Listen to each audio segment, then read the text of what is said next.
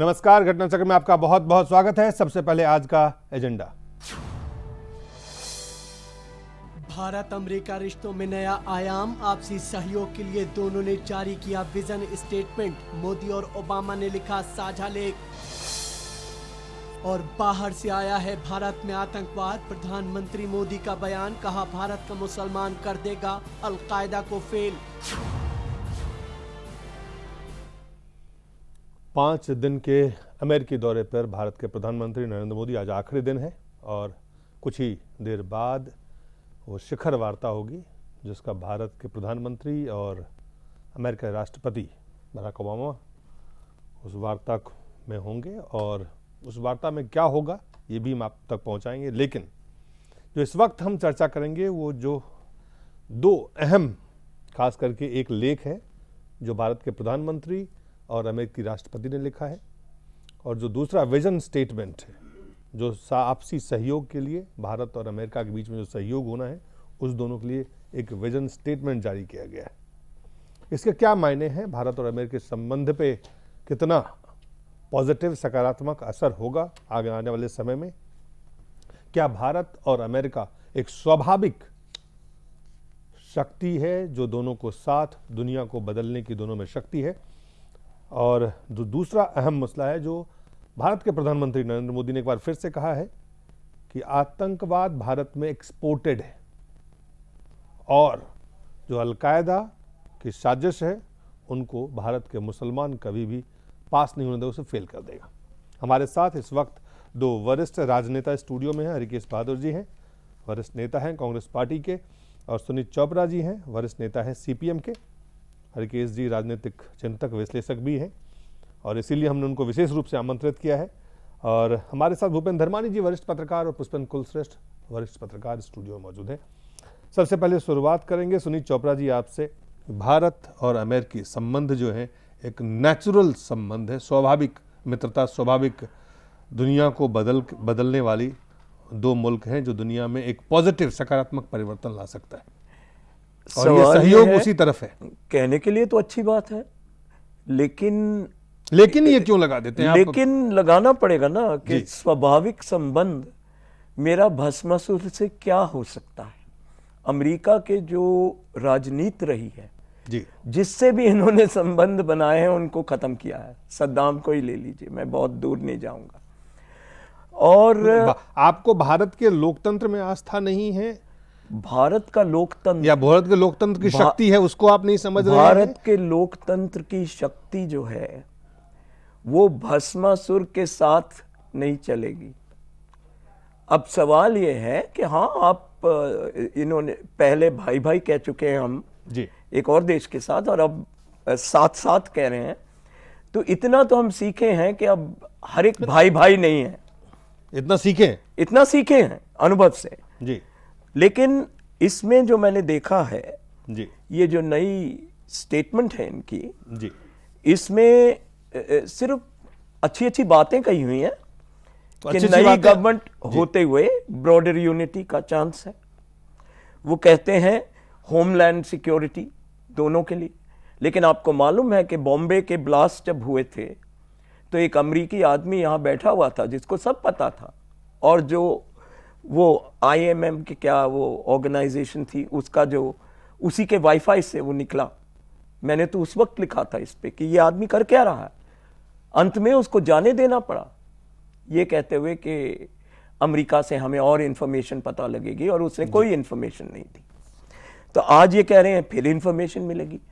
जहां तक सवाल है मैन्युफैक्चरिंग का, मैं उस पर आऊंगा, लेकिन मेरा जो पहला सवाल था कि जो ये विजन डॉक्यूमेंट है जो उन्होंने लेख साथ लिखा है नरेंद्र मोदी जी ने और बराक ओबामा ने, एक आउटलाइन, एक स्थिति किस तरह से बदली जा सकती है दुनिया में, किस तरह से भारत और अमेरिका मिलकर एक दुनिया में सकारात्मक परिवर्तन, एक अच्छी विश्व व्यवस्था को कायम कर सकता है। ये अमेरिका का इतिहास रहा है कि उसने कभी ऐसा किया नहीं ना। नहीं, भारत का इतिहास तो बेहतर रहा है। भारत उसको परिवर्तन कर सकता है। अगर 21वीं सदी को भारत लीड करना है, भारत को लीड करना है तो भारत बात ये है ना, आप पीछे से लीड नहीं कर सकते हैं ना। नहीं, साथ में तो बैक सीट, आप ये कैसे बोलते हैं ये बैक सीट है? ओबामा के साथ लेख लिख रहे हैं जी, तो आप ओबामा बैक सीट के में हैं। एक लेख आपका होना चाहिए, एक लेख ओबामा का होना चाहिए। सहयोग जो है अगर आप कर रहे हैं तो बैक सीट कहां से हो जाता है? हरकेश जी, सहयोग तो बैक सीट ही है। देखिए, जहां तक लोकतंत्र और लोकतंत्र के मूल्यों का सवाल है जी, कि एक खुलापन हो, बोलने की आज़ादी हो, लिबर्टी और फ्रीडम का जो कॉन्सेप्ट है, इस दृष्टि से अमेरिका और भारत आप कह सकते हैं कि स्वाभाविक दोस्ती है, संबंध है और स्वाभाविक मित्र हैं। लेकिन जब बिजनेस की बात आती है, बिजनेस की दृष्टि से जब आप देखें तो दोनों देशों के अपने अपने नेशनल इंटरेस्ट हैं, स्वाभाविक है, और उसके परिप्रेक्ष्य में ही बातें आगे बढ़ेंगी। क्योंकि आज जो वार्ता होने वाली है जी, जो शिखर वार्ता है, उस पर सबकी निगाह लगी हुई है, और इस दृष्टि से ही लगी हुई है कि अमेरिका दुनिया का आज की तारीख में सबसे पावरफुल देश है, और वो भारत के साथ पीछे पहले कुछ दशकों पहले संबंध बहुत अच्छे नहीं थे, ये भी सभी जानते हैं। संबंध आज भी इस संबंध को आगे ले जाने वाली बात है। तो उसमें आज की वार्ता के बाद ही ये पता चलेगा कि एक्चुअली भारत और अमेरिका एक दूसरे के कितने निकट आए हैं, क्योंकि इनके दोनों के नेशनल इंटरेस्ट हैं। हम डेवलपिंग कंट्री हैं, वो डेवलप्ड कंट्री हैं। देखिए, जैसे कई इशू है, आप कार्बन डाइऑक्साइड इमिशन की, कार्बन इमिशन की ही बात आप ले लीजिए, तो जो डेवलप्ड कंट्रीज हैं सबसे ज़्यादा इमिशन वही करते हैं, लेकिन दबाव किस पर डालते हैं? डेवलपिंग कंट्रीज पर, जो कि हमारा बहुत कम परसेंटेज है और उनका बहुत ज़्यादा है। तो ऐसे सवाल अगर खड़े होंगे तो निश्चित रूप से कि कोई बहुत अच्छा उस पर समझौता नहीं हो पाएगा। लेकिन अभी तो ये देखने की बात है कि होता क्या है, इसलिए हमको थोड़ा सा इंतजार भी करना चाहिए। चलिए, अभी थोड़ा इंतजार करना चाहिए। धर्मानी साहब, आप कैसे देखते हैं इस दोनों देश के जो संबंध हैं, दोनों देश की जो शिखर वार्ता इस वक्त कुछ देर में होगी, लेकिन उससे पहले जो लेख है उसमें काफी कुछ सोच समझ आप देख पा रहे हैं कि किस तरह, किस दिशा में, किस दशा में चीजें होंगी? अब देखिए, मुझे ये लगता है कि अगर आप लेख की बात करें तो, या विजन डॉक्यूमेंट की बात करें हम, जो विजन डॉक्यूमेंट तो देखिए जब तक आता नहीं है सामने, नहीं विजन डॉक्यूमेंट तो आ चुका है, जो विजन डॉक्यूमेंट आ चुका है, लेकिन जब तक चीजें सामने नहीं आती हैं तो विजन डॉक्यूमेंट में जो चीजें दी हैं, मैं उसी की बात कर रहा हूं कि जो चीज आप कहना चाह रहे हैं, हम कल भी ये डिस्कस कर रहे थे कि पिछले 4-5 दिनों से जब से वो मोदी जी वहां पर हैं, जो बातें वो कह रहे हैं जी, वही लेख में नजर आती हैं कहीं ना कहीं। तो उसमें कोई चीज नई नहीं है ऐसी जिसके ऊपर कि हम ये कहें कि उन्होंने इस चीज को कोई हट कर कहा है। वो यही कह रहे हैं कि भारत के अंदर जो आतंकवाद है वो बाहर से प्रायोजित आतंकवाद है, और यहाँ का मुस्लिम जो है उनसे गुमराह नहीं होगा, ऐसी वो आशा रखते हैं। और दूसरी बात, आपसी सहयोग की बात, स्वाभाविक रूप से जब अमेरिका से बातचीत हो रही है, जहां पर भी कोई राष्ट्राध्यक्ष जाएगा, उस देश से सहयोग की बात तो अपेक्षा तो करेगा ही, और आपसी सहयोग अगर नहीं करना हो तो वहां पे शिखर वार्ता का कोई मतलब नहीं है जी। दूसरी बात यह है कि जो उन्होंने बार बार बात कही है कि अमेरिका जो है वो सबसे पुराना लोकतंत्र है और हम सबसे बड़ा लोकतंत्र है, ये जो एक दोनों में कंपैरिजन है, ये बहुत बड़ा मैसेज है अपने आप में कि इस विश्व के अंदर मानवता की कल्याण के लिए जो बात बार बार मोदी ने अपने भाषणों में वहां कही है कि मानवता के कल्याण के लिए हम क्या कर सकते हैं दोनों मिलकर, मुझे लगता है कि ये एक बहुत बड़ा केंद्र बिंदु होने वाला है। और दोनों में जो सबसे बड़ा कॉमन बिंदु है वो है आतंकवाद, क्योंकि आतंकवाद से अमेरिका भी बहुत इस समय परेशान है और आतंकवाद से भारत भी बड़ा परेशान है। इसलिए दोनों राष्ट्राध्यक्षों के लिए ये सबसे बड़ी चुनौती होगी, और मोदी जी के लिए जो सबसे बड़ा चैलेंज होगा, अमेरिका जिस प्रकार, अभी बात भी आ रही थी कि अमेरिका जिस प्रकार इस्तेमाल करता रहा है, उस तरह की स्थिति ना पैदा हो और अमेरिका वास्तव में गंभीरता से इस क्षेत्र में आतंकवाद खत्म करने की दिशा में आगे किस प्रकार बढ़ सकता है, या मोदी जी किस प्रकार उनसे आश्वासन ले सकते हैं, ये मेरे को लगता है हमारे राष्ट्राध्यक्ष के लिए बहुत बड़ा एक मुद्दा होगा, जिसके आधार पर मैं कहूंगा कि ये शिखर वार्ता की सफलता या असफलता मापी जानी चाहिए। पुष्पेंद्र, बहुत कम शब्दों में, पहले फिर हम ब्रेक के बाद आपके पास आएंगे। स्वाभाविक रूप से ये संबंध आगे बढ़ते हुए आपको नजर आ रहे हैं इस वक्त? देखिए, मैं समझता हूं कि अब वक्त वो आ गया है कि स्वाभाविक रूप से ही संबंध आगे बढ़ेंगे। इसके अलावा आप लड़ करके, किसी खेमेबाजी करके, अलग ग्रुप बना करके आप नहीं लड़ सकते हैं। इस पूरे देश, पूरी दुनिया के अंदर जो आर्थिक व्यवस्था है उसमें एक दूसरे पे इंडियन डिपेंडेंसी बहुत है। अब आप ये नहीं कह सकते कि यकायक जो है हम 100 साल पहले पहुंच जाएं और मार्क्स को पैदा कर दें और लेनिन को पैदा कर दें और मजदूर आंदोलन कर दें। ये तमाम सारी चीजें एक जमाने में थी, अब नहीं है। लिहाजा एक दूसरे पे इंटरडिपेंडेंस है और दोनों ही मुल्कों में जमहूरियत है और जमहूरियत के माध्यम से चुने हुए लोग हैं। यहां चाइना नहीं है, यहां सीरिया नहीं है, यहां इजिप्ट नहीं है, यहां पाकिस्तान नहीं है कि सुबह चुनते हैं सरकार को और शाम को गिरा देते हैं। लिहाजा वो जो नेचुरल बात कही जा रही है वो इसलिए कि दोनों मुल्कों के अंदर एक ही एस्पिरेशन है लोगों की। वहां भी युवाओं की यही है, यहां भी युवाओं की यही है। बेरोजगारी है, महंगाई है, भारत के अपने कुछ कुछ अलग अलग मामलात हैं, उसको दोनों मिलकर लड़ सकते हैं इसलिए कि दोनों दुनिया के जमहूरी मुल्क हैं। इसके अलावा जो जमहूरियत है वो पूरी दुनिया में सबने देखी है कि वो किस तरीके की है। लिहाजा इसको अगर वो बार बार ये कह रहे हैं कि ये स्वाभाविक रिश्ते हैं, इसको मैं समझता हूं सही है। और जिस तरीके से भारत आगे बढ़ रहा है उससे मुझे लगता है कि भारत का प्रधानमंत्री को यह भी पता है कि अमेरिका के कहां इंटरेस्ट है, भारत के कहां इंटरेस्ट है। अगर अमेरिका अपने इंटरेस्ट को देख रहा है तो भारत के प्रधानमंत्री नरेंद्र मोदी ने भी जिस तरीके से कल साफ कहा कि हमारा देश गरीब है, हमारे देश में गरीबों की बड़ी तादाद है, हम फूड सिक्योरिटी के बगैर हम ये नहीं कर सकते। तो अमेरिका की अपनी शर्तें हैं, हमारी अपनी शर्तें हैं, हम उन शर्तों में से अपने हिस्से के लिए, फायदे के लिए कितना निकाल सकते हैं, ये भारत के प्रधानमंत्री के दिमाग में क्लियर है। लिहाजा मैं ये नहीं मानता कि ये एक तरफा दोस्ती हो रही है कि हम जाके खड़े हो गए। कई और पहलू हैं। एक छोटे से ब्रेक के बाद हम जल्द हाजिर होते हैं।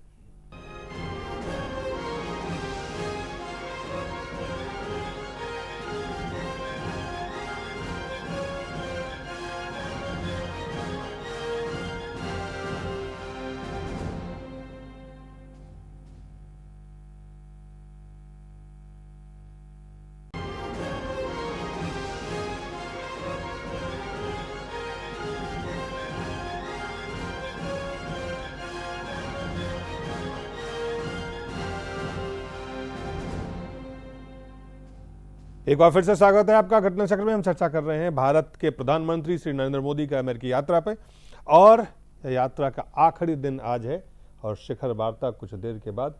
लेकिन उससे पहले जो विजन डॉक्यूमेंट हुए दिए गए हैं, साथ ही साथ जो लेख भारत के प्रधानमंत्री और अमेरिका के राष्ट्रपति बराक ओबामा ने लिखा है, उस लेख पे हम चर्चा कर रहे हैं। इससे पहले पुष्पेंद्र, 2-3 बातें हैं अगर आप देखें जो विजन डॉक्यूमेंट है और उसमें भी, और जो लेख लिखा गया, democracy, liberty, diversity and enterprise, India and United States are bound by common value and mutual interest, लिखा है उन्होंने, जो लेख लिखा है उसमें।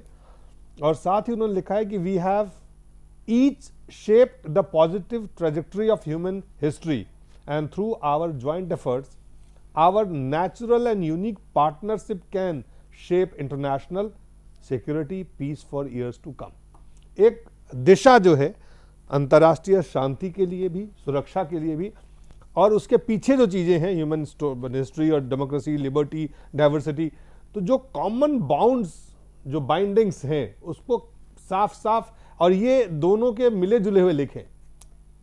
तो जो शिखर वार्ता होनी है या भारत और अमेरिका जो सहयोग आगे बढ़ना है, तो उसका आधार जो है वो क्या होगा, ये साफ एक आउटलाइन से मिलता है। तो जो बात धर्मानी जी कह रहे हैं कि हमें देखना है, या जो बात आप भी कह रहे थे कि प्रधानमंत्री किस तरह से भारत के हित में, अगर अमेरिका के राष्ट्रपति हैं तो अमेरिका राष्ट्रपति अमेरिका के हित को जाहिर है ध्यान में रखेंगे, भारत के प्रधानमंत्री भी करेंगे, लेकिन दोनों को कुछ ना कुछ अपने हितों को कहीं ना कहीं कॉम्प्रोमाइज करके या एडजस्ट करके आगे अगर दुनिया में इस तरह की व्यवस्था कायम करनी है तो साथ आने की जरूरत इस वक्त सबसे ज्यादा है। देखिए, आप जो विजन डॉक्यूमेंट में जितनी बातें आपने की, जैसे डाइवर्सिटी की बात कही है जी, अब भारत के अंदर डाइवर्सिटी देखें आप, कितनी जबरदस्त है। हमारे यहाँ कितने धर्मों के लोग हैं, कितनी जातियों के लोग हैं, कितने अलग अलग फिरकों के मानने वाले लोग हैं, अलग अलग देशों के लोग हैं, कितनी सारी चीजें हैं। और उसके अंदर हम ये नहीं कह सकते कि भारत जो है वो सिर्फ एक ही धर्म को मानने वाला देश है, एक ही सोच का देश है। उसके अलावा ह्यूमैनिटी की बात आपने कही, आप देखें कि हमारे यहाँ ह्यूमन राइट्स को लेकर के कितना ज्यादा लोगों में कंसर्न है और हम ह्यूमन वैल्यूज को कितना वो देते हैं कि आज भी हमारे देश के अंदर चाहे सरकार किसी की भी रही हो, लेकिन हर आदमी बात गरीब की करता है, हर आदमी बात उस आदमी की बात करता है जो हाशिए पे खड़ा हुआ है। तो लोकतंत्र के अंदर दो ऐसे दुनिया के देश जिसमें एक सबसे पुराना और एक सबसे बड़ा लोकतंत्र हो, आबादी का मामला हो, मुझे लगता है कि पिछले 4 दिन की यात्रा में नरेंद्र मोदी ने चाहे यूनाइटेड नेशन जनरल असेंबली के भाषण को देखें, चाहे उनका मेडिसिन स्क्वायर का भाषण देखें, चाहे जिस तरह से वो सीईओ के साथ उनकी मुलाकात हुई है, कल उनकी जो काउंसिल फॉर रिसर्च की जो बॉडी थी उसके साथ, उसमें हर जगह नरेंद्र मोदी ने भारत के उन इंटरेस्ट को कहीं भी कहीं कंप्रोमाइज करते वो नजर नहीं आ रहे या अपनी बातों को छोड़ते नजर नहीं आ रहे कि अमेरिका से दोस्ती के लिए हम जो है न्यूक्लियर डील भी करेंगे और इसमें ऐसे क्लॉज भी मान लेंगे जिससे भारत को नुकसान हो। इस तरीके की चीजें मैं समझता हूं कि नरेंद्र मोदी बहुत कॉन्शियस हैं और लगातार भारत के लिए उस दोस्ती में से क्या निकाला जा सकता है और कुछ ऐसे मुद्दे जिसमें भारत अलग है, जैसे लगातार नरेंद्र मोदी ये कह रहे हैं कि आप पाकिस्तान को समझाएं, आप पाकिस्तान के साथ जिस तरीके से आपने संबंध बना रखे हैं कि एक तरफ वो पूरी दुनिया के अंदर आतंकवाद फैलाता है और आप मानते भी हैं और उसके आतंकवाद को सफाई करने के लिए आप ड्रोन अटैक भी करते हैं, लेकिन आप जब दूसरी जगह कहीं आतंकवाद होता है तो आप उसको उस तरीके से नहीं लेते जिस तरीके से लेना चाहिए। तो कहीं ना कहीं जो भारत के लिए आतंकवाद का सबसे बड़ा एपी सेंटर जो उसके पड़ोस में बना हुआ है, अभी तो सारा आतंकवाद वहीं से आ रहा है। यह बात अलग है कि इराक और ईरान और इजिप्ट से तो भारत में नहीं आ रहा, अभी अलकायदा तो भारत में नहीं आ रहा, लेकिन इस किस्म की चीजों का रूप आगे बढ़ना है। तो जो अलकायदा, जो आईएसआईएस जो अमेरिका के खिलाफ है, जो अमेरिकन लोगों को मार रही है, जो यूएस के लोगों को मार रही है, जो यूके के और फ्रांस के लोगों, वही भारत में अपने पांव पसारने की बात। तो ये कॉमन जगह है जहां दोनों मिलकर काम कर सकते हैं और दोनों इस तरीके से कि हमारे यहां हो या आपके यहां हो, हमें अलग अलग तरीके से नहीं मिलकर रोकना है और उसके साथ में चाहे आपको सैंक्शन लगानी हो। ये तो भारत की तरफ से हमेशा रहा है कि टेररिज्म इज टेररिज्म,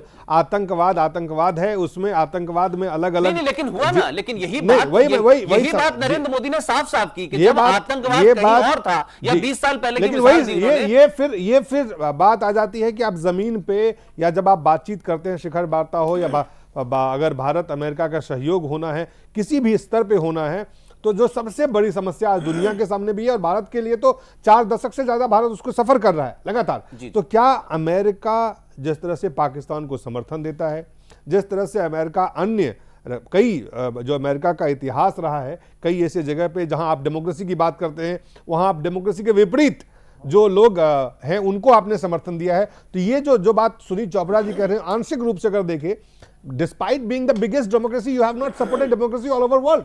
तो ये जो डुअलिटी है अमेरिकन पॉलिसी में और इंडियन पॉलिसी में, ये डुअलिटी नहीं है। इंडियन पॉलिसी बहुत साफ है।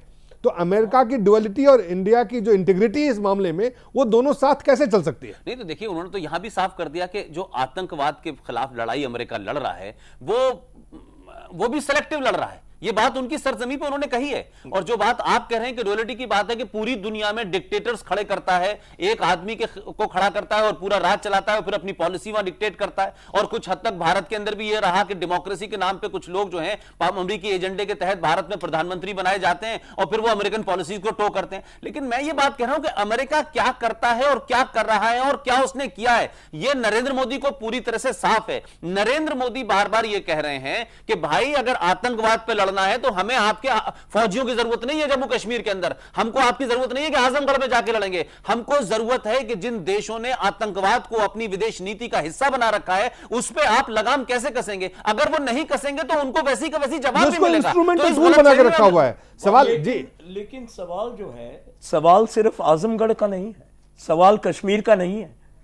हमारे यहाँ महाराष्ट्र में जो हुआ है उसमें कोई एक भी मुस्लिम फोर्स नहीं है। हमारा आतंकवाद और जिनके साथ मोदी जी ने खास बात की है, नेतन्याहू, उन्होंने अभी गाजा में क्या किया है। नहीं, एक चक्कर ये भी है दिलीप कि जब आप अमेरिका की बात करते हैं तो जो हमारे यहां लेफ्टिस्ट दोस्त हैं तो वो आरएसएस बीजेपी से शुरू होकर मोदी विरोध के चलते हताशा और निराशा के इतने गर्त में डूब चुके हैं कि जब भी नेशन की बात आएगी तो उनको सडनली कुछ और नजर आने लगता है और वो जिसे कहते हैं पैथोलॉजिकल हेट्रेड है ना, की बात नहीं है, सच्चाई की बात है। आप नेतन्याहू से बात कर रहे हैं जिसने इतने हजार लोग अभी मारे, तो जाइए लड़िए ना उससे। फिर आप हिंदुस्तान में किसको बता रहे हैं कि उसने हिंदुस्तान अमेरिका से? हिंदुस्तान आप नहीं बताते चाइना क्या करता है, चाइना हम संघर्ष यही करते मैंने कहा कि रहेंगे। आपका एजेंडा जो है विरोध है, नहीं। आपको किसी सही चलिए बात को चलिए नहीं चलिए मानना है। एक हमारे साथ नए मेहमान पुष्पन जी,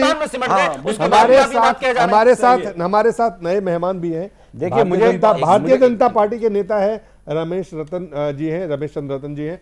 रमेश जी, कुल मिलाकर के अब तक जो हम दो बातों पर चर्चा कर रहे हैं, विजन डॉक्यूमेंट और साथ विजन स्टेटमेंट और जो लेख है उस पर चर्चा कर रहे हैं। इस वक्त तक 4 आखिरी दिन है। अब आप किस तरह से इस यात्रा को, आपसे सिर्फ एकदम सरल रूप में आप इस यात्रा को कैसे देख रहे हैं? जी, बात यह है कि ये विजन डॉक्यूमेंट और स्टेटमेंट वो सारा 4 दिन की यात्रा को पूरी तरह से समेट करके एक देश के सामने ये सारी चीज़ को बड़ा एक स्वरूप सामने आ गया है। और मुझे इसे कहने में कोई झिझक नहीं है कि India is going to balancing position in world. एक मतलब इस पोजीशन में आज मोदी जी ने भारत को जो कंपैरिजन जो किया जाता था कि अमेरिका एक सुप्रीम पावर है और ये सर्वोच्च दुनिया में सर्वोच्च पावर है, आज आप बैलेंसिंग पोजीशन में आ गए हैं। बैलेंसिंग पोजीशन में मतलब बैलेंसिंग पोजीशन मींस जो है अब आज अमेरिका में आज इंडिया बराबर के तौर से आप बातचीत कर रहे हैं जी। मतलब कोई किसी टाइप से आज ये नहीं है कि वो सर्वोच्च पावर है और आप बहुत कमजोर हैं, उस तरह से आप बात नहीं कर रहे हैं। 4 दिन की यात्रा में जिस तरीके से हर जगह मोदी जी ने बिना किसी झिझक के अपने इंडिया की उस सारी स्थिति को सर्वोपरि आगे रख करके देश को एक तरह से मैं पहली बार देख रहा हूं कि भारत माता की जय अमेरिका में पता ही नहीं चलता था कि हिंदुस्तानी किस कोने में कहां रह रहे हैं। अब अमेरिका हिंदुस्तान की आवाज गूंज रहा है, बज रही आवाज के क्या है।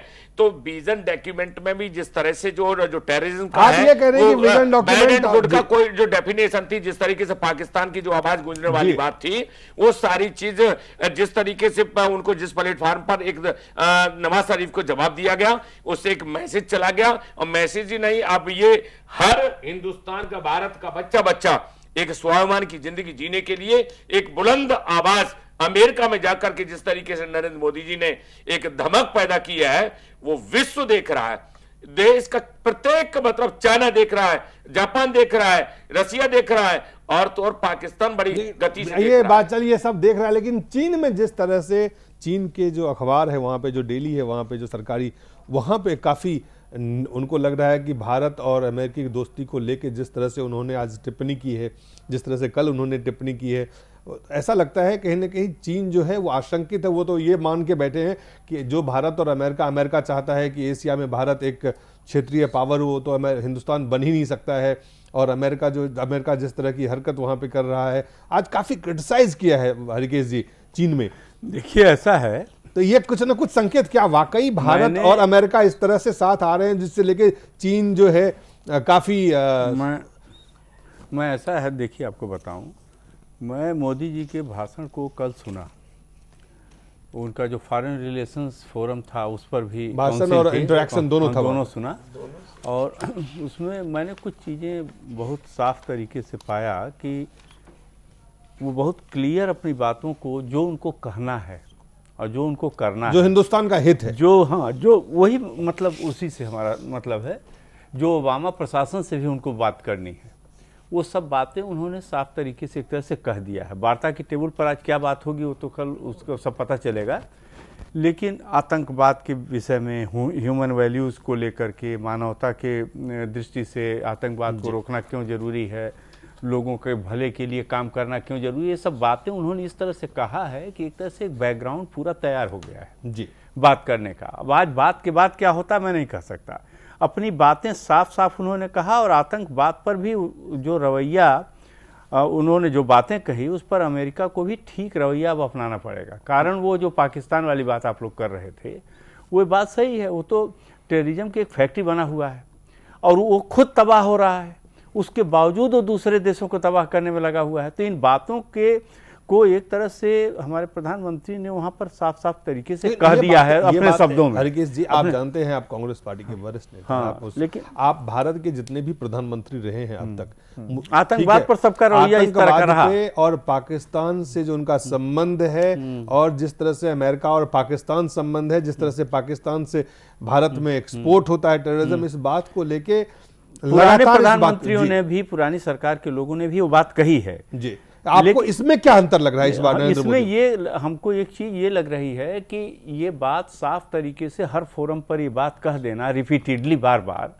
उससे एक बात साफ हो जाती है। अमेरिकन प्रशासन के लिए भी ये जरूरी था कि वो समझ जाए रात से लेके और कल तक उन्होंने जो बात विजन स्टेटमेंट का, भारत का दृष्टिकोण जो पहले भी था वही आज भी है। उसको अपने शब्दों में, कोई अंग्रेजी में बोलता है, कोई हिंदी में बोलता है, वो सब बातें अलग हैं, लेकिन आतंकवाद के बारे में एक क्लियर रवैया है जिसको उन्होंने स्पष्ट किया है।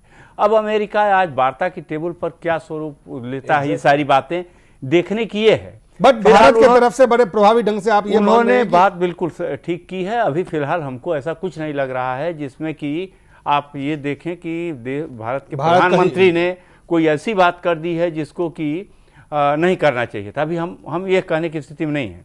हम सीधा ये कहेंगे कि अभी तक उन्होंने जितनी बातें की है, एक तरह से उन्होंने प्रीएम्बल अपना एक क्लियर कर दिया है कि हमको किन मुद्दों पर वार्ता करनी है और क्या बात करनी है, क्या बात करनी। और जहां तक हम लोगों के इंटरेस्ट का सवाल है, देखिए इंटरेस्ट तो दोनों देश अपना अपना वाच करेंगे, लेकिन एक संतुलन जब तक नहीं बनेगा, दोनों देश अपने अपने इंटरेस्ट में एक संतुलन बना करके नहीं चलेंगे। जैसा कि मैंने आपको एक बात बताया था, वो कार्बन इमिशन वाली बात जी। तो इस तरह के इशूज भी आएंगे, और क्या क्या इशूज आएंगे मैं तो अभी उसके बारे में कह नहीं सकता, लेकिन जो बातें अभी सामने आई हैं विजन डॉक्यूमेंट के तरफ से, या अमेरिकन लोगों ने जो कुछ बोला है, या भारत के प्रधानमंत्री ने जो कुछ बोला है, उससे कुछ बातें साफ हुई हैं कि वो बातें जब डिस्कस होंगी तो भारत का रवैया भी अपनी जगह पर साफ है। और एक बात कल प्रधानमंत्री ने कहा, जो आपने चीन की बात उठाई, उन्होंने अपनी बात में चीन का रेफरेंस दिया और कहा कि हमारे उनके साथ बॉर्डर के डिस्प्यूट्स हैं, कुछ बॉर्डर पर हमारे झगड़े हैं, लेकिन हम लोग आपस में बात करके। प्राइम मिनिस्टर ने इस बारे में हम कहेंगे बहुत बुद्धिमानी की बात की है कि उन्होंने चाइना के खिलाफ या पाकिस्तान के खिलाफ कहीं कोई एग्रेसिव बात नहीं कही है।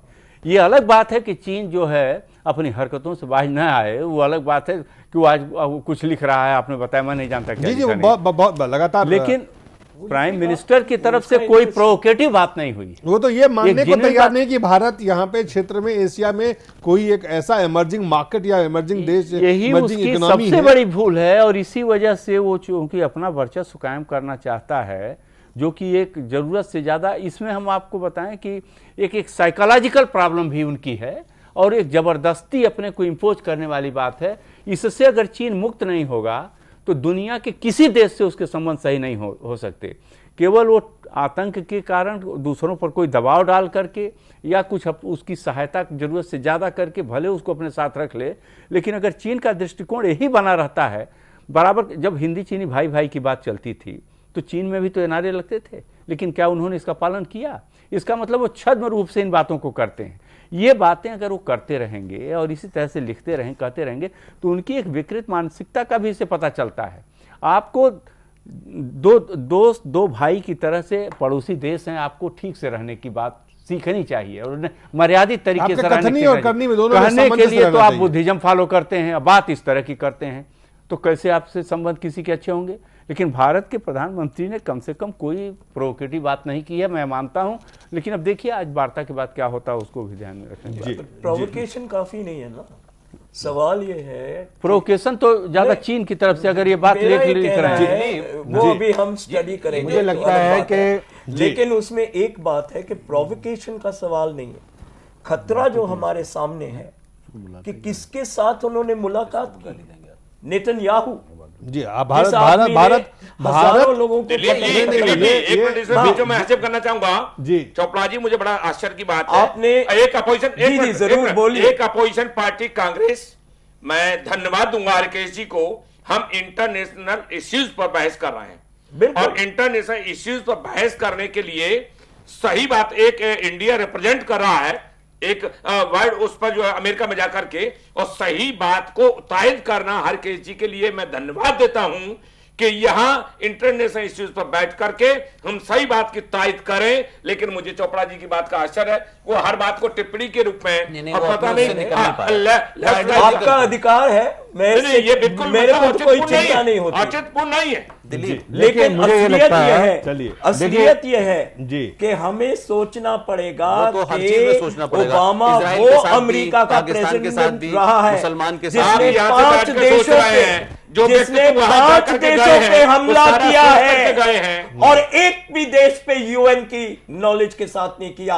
यूनिलैटरल अटैक्स नेटो के और भारत ने USA ठेका के ले लिया सब कुछ सही करने का क्या? हाँ तो इसको सही करो। हम यही करेंगे क्या? और एक जगह सही नहीं हुई।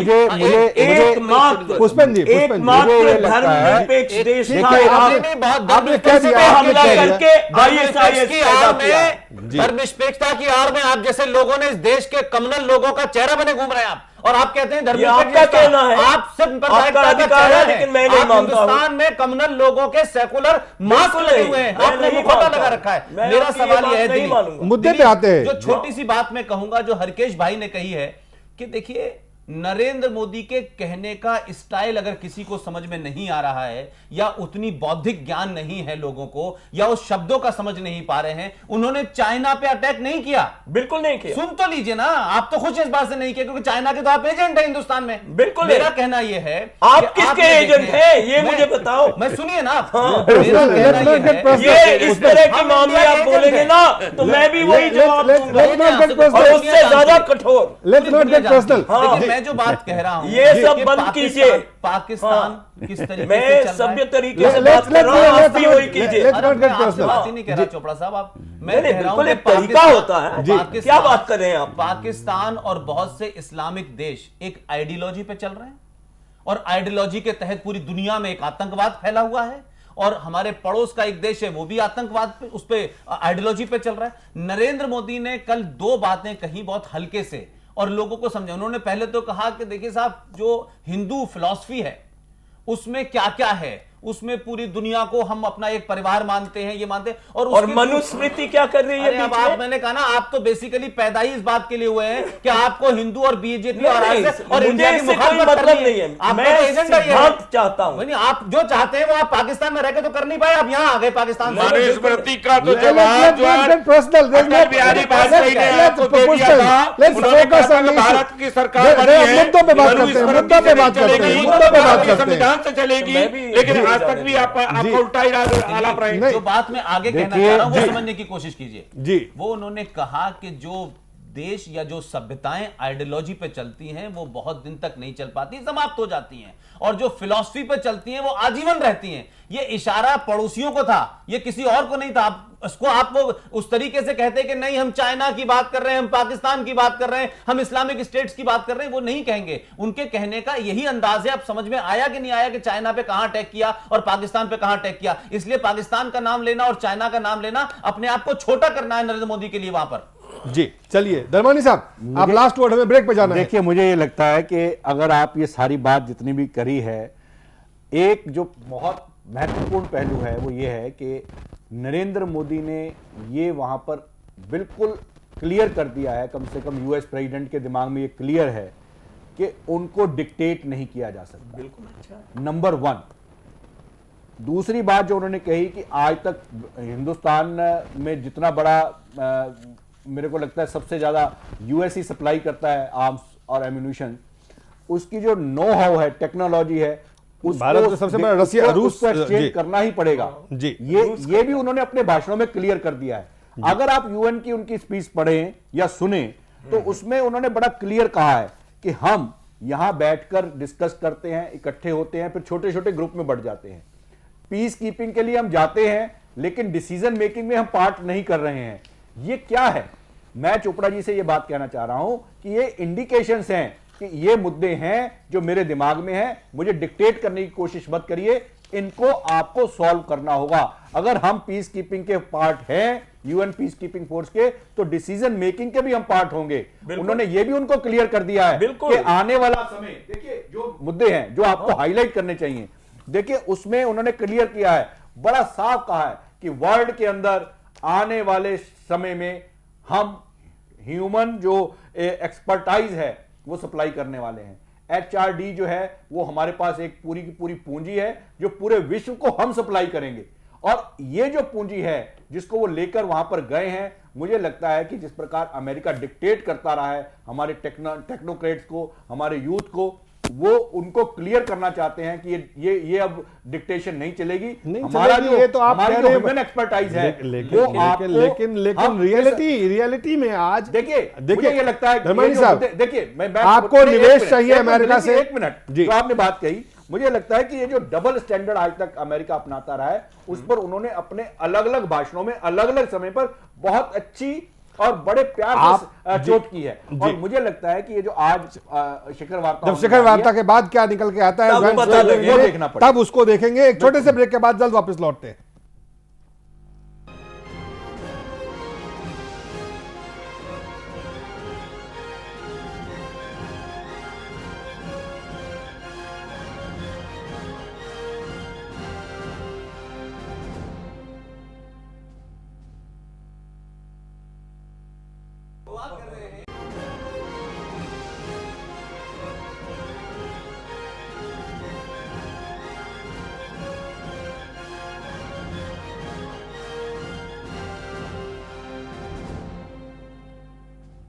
फिर से स्वागत है आपका। और हम चर्चा कर रहे हैं प्रधानमंत्री नरेंद्र मोदी के अमेरिका यात्रा की। आज आखिरी दिन है वहाँ और अमेरिकन राष्ट्रपति और बराक ओबामा के साथ शिखर वार्ता हो रही है उनके साथ। लेकिन जो बात उन्होंने, कई सारी बातें कल की, उसमें एक अहम बात जिसपे कि आज कि भारत में आतंकवाद खासकर उन्होंने कहा निर्यातित है, एक्सपोर्टेड है, यहाँ पे वहाँ से बाहर से आया है और भारत में कोई होम ग्रोन टेरर नहीं है। और साथ ही उन्होंने कहा कि जो भारत का मुसलमान है, जो अलकायदा की धमकी के संदर्भ में उन्होंने कहा कि वो उसे फेल कर देगा। आपको सुनाते हैं कि उन्होंने क्या कहा, ये देखिए। भारत में किसी भी संप्रदाय व्यक्ति क्यों ना हो, लेकिन एक मूल फिलॉसफी से वो ड्राइव करता है। और भारत की फिलॉसफी का प्रतीक है भगवान बुद्ध, महात्मा गांधी, जहां अहिंसा ये हमारे लोगों के स्वभाव में है। आपने देखा होगा कि इतनी टेररिस्ट एक्टिविटी हमारे देश में चली है, टेररिज्म के कारण हम परेशान हैं, लेकिन सारे टेररिस्ट एक्टिविटी हमारे यहां एक्सपोर्टेड है, किसी ने हमारे यहां एक्सपोर्ट किया है, होम ग्रोन नहीं है। और इसलिए हिंदुस्तान का जो मुसलमान है उसके विषय में मुझे कभी एक बार CNN ने पूछा था कि अलकायदा का चल रहा है तो आपको क्या होगा। मैंने कहा हिंदुस्तान का मुसलमान अलकायदा को फेल कर देगा। दुनिया टेररिज्म के कारण बहुत पीड़ित है, हमने 40 साल तक इसको भुगता है। और टेररिज्म को कोई सीमा नहीं होती है, न उसका कोई देश होता है। वो कब किस देश में जाकर के आ धमकेगा उसका अनुमान लगाना कठिन है। एक ऐसी विकृति है जिसकी हम कल्पना नहीं कर सकते। आप कल्पना कर सकते हैं, हम टीवी पे जब देखें किसी जर्नलिस्ट का गला काटा जा रहा है, हम ये 21वीं सदी की मानव संस्कृति के सामने कितनी बड़ी घिनौना हरकत हो रही है, कितनी बड़ी चुनौती है, किसी को भी हिला देने वाली चुनौती है। और जब अगर हमारी मानवता जगती नहीं है, राजनीतिक प्लस माइनस के आधार पर टेररिज्म का हिसाब नहीं हो सकता है। टेररिज्म ये मानवता का दुश्मन है और जो भी मानवता में विश्वास करते हैं उन सबको इकट्ठा होने की आवश्यकता है। देश की सीमाएं, जाति, बिरादरी, धर्म, संप्रदाय उस सबसे परे उठ करके मानवता में विश्वास करने वाले लोगों का एकत्र आना बहुत जरूरी है। और तभी जाकर के हम टेररिज्म को चुनौती दे सकते हैं। और इसलिए टेररिज्म को चुनौती देने के लिए साधन कुछ भी हो, रास्ता यही एकमात्र है। इसी एक रास्ते पर चलना पड़ेगा। दुनिया को यही आह्वान होना चाहिए, आइए मानवतावाद में कौन विश्वास करते हैं, हम साथ चलें। और भारत में अली अनवर साहब ने क्या कहा, सांसद हैं, उनको सुन लें। किसी के भी मुसलमानों को सर्टिफिकेट की नहीं ज़रूरत है कि मुसलमान देशभक्त हैं, इसके लिए जीते हैं, मरते हैं। ये कोई प्रधानमंत्री या कोई मुख्यमंत्री या कोई किसी पार्टी का नेता के कहने की बात नहीं है। ये ऑब्वियस है, सभी जानते हैं, और ये स्वयं सिद्ध चीज़ें हैं। दो चार कटपीस माल होते हैं, वो हिंदू में भी दलाली करने वाले लोग, देश का सौदा करने वाले लोग हैं, मुसलमान में भी हैं, किसी में हो सकते हैं। तो वो सब नहीं है, वो सब को बहुत गंभीरता से हम लोग नहीं लेते हैं। क्या मोदी जी कह रहे हैं, क्या नहीं कह रहे हैं। वो जब बहुत लोग बोलते रहते हैं कि हम मुसलमान वफादार नहीं हैं, तब भी हम लोग वफादार हैं, ये देश की जनता मानती है। और जो वो कह रहे हैं तब भी हैं, उनके कहने से ना हम लोग फूल करके गुब्बारा हो जाने वाले हैं, और ना वो किसी के कहने से हम लोग मन महसूस करके बैठने वाले हैं। सवाल पूछा गया था प्रधानमंत्री को, प्रधानमंत्री ने जवाब दिया था।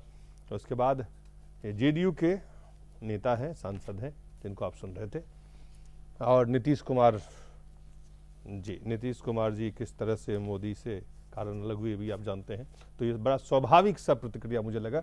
लेकिन इस पे आगे चलते हैं और पुष्पेंद्र आपसे शुरुआत करते हैं। इसके दो बातें हैं, भारत में आतंकवाद एक्सपोर्टेड है, और दूसरा भारत का मुसलमान अलकायदा को फेल करेगा।